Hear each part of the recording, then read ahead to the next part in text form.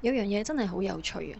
有啲人會話自己好敏感啦，對環境能量、食物嘅品質之類呢啲嘢好敏感。講緊唔係話好敏鋭、偵測嗰一種，而係好似皮膚敏感咁樣，好容易就話呢度令佢頭暈頭痛嗰種。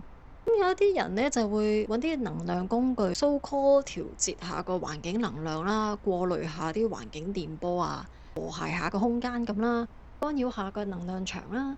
所謂消除下、隔絕下、轉變下嗰啲佢認為對佢有害啊、唔好嘅嘢，咁佢本人呢就會舒服翻、好翻。嗱，容許我用薩滿學習嘅角度去睇啊，點解呢啲人從來都唔諗下去調節自己嘅呢？佢淨係會諗辦法調節個空間、調節個環境，唔諗下個環境係自己反映出嚟喎，又唔諗下係自己同個環境唔夠一體。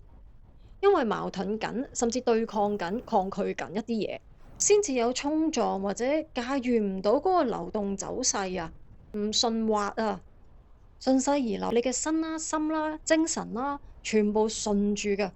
咁唯有你擋住咗個水流，先至會衝衝撞撞咁。另一方面，好似我成日講啊，我話人係唔 suppose 會病㗎。當你會病咧，即係除咗嗰個人專登揀用病嘅方式去體驗人生。如果唔係咧，一個人又合一又一體，跟住個劇本行，環境又點會令佢唔舒服呢？其實一個人只要睇翻自己同自己嘅關係啊，同個心嘅關係咧，就唔需要咁多外在嘅工具啊、擺件啊，或者畫啲咩符號去改變環境能量。停落嚟，同宇宙一齊呼吸，翻去心嘅節奏，同佢同步嘅節奏一致啊！唱大合唱，你唔係跟埋一齊唱先會突咗把聲出嚟，奇奇怪怪啫嘛。身心意境內外一致，你身體就會健康。個環境係點樣係唔會影響到我哋嘅，食乜嘢食物都唔會影響我哋健康。世上確實係有好多唔同嘅工具咧，協助我哋點樣同翻地球、同翻個宇宙和諧。